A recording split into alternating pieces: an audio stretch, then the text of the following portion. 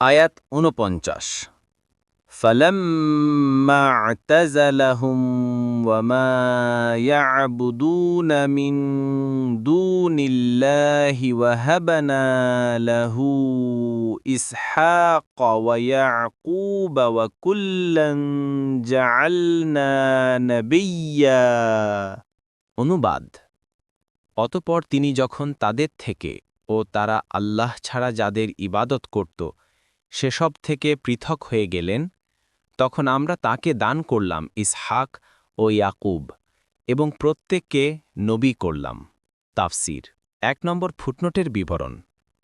পূর্ববর্তী বাক্যে ইব্রাহিম আলাইহিসসালামের উক্তি বর্ণিত হয়েছে যে, আমি আশা করি আমার পালনকর্তার কাছে দোয়া করে আমি বঞ্চিত ও বিফল মনোরথ হব না।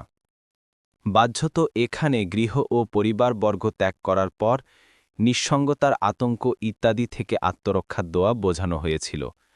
আলোচ্য বাক্যে এই দোয়া কবুল করার কথা বর্ণনা প্রসঙ্গে বলা হয়েছে যে, ইব্রাহিম আলাইহিসসালাম যখন আল্লাহর জন্য নিজ গৃহ, পরিবারবর্গ ও তাদের দেবদেবীকে পরিহার করলেন, তখন আল্লাহ তাঁকে পুত্র ইসহাক দান করলেন। এই পুত্র যে দীর্ঘায়ু ও সন্তানের পিতা হয়েছিলেন, তাও ইয়াকুব পৌত্র শব্দ যোগ করে বর্ণনা করে দেয়া হয়েছে। পুত্রদান থেকে বোঝা যায় যে ইতিপূর্বে ইব্রাহিম আলাইহিসসালাম বিবাহ করেছিলেন।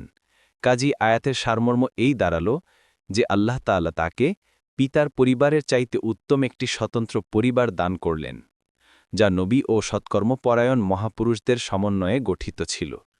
দেখুন ইবেন কাসির, ফাতহুল কাদির।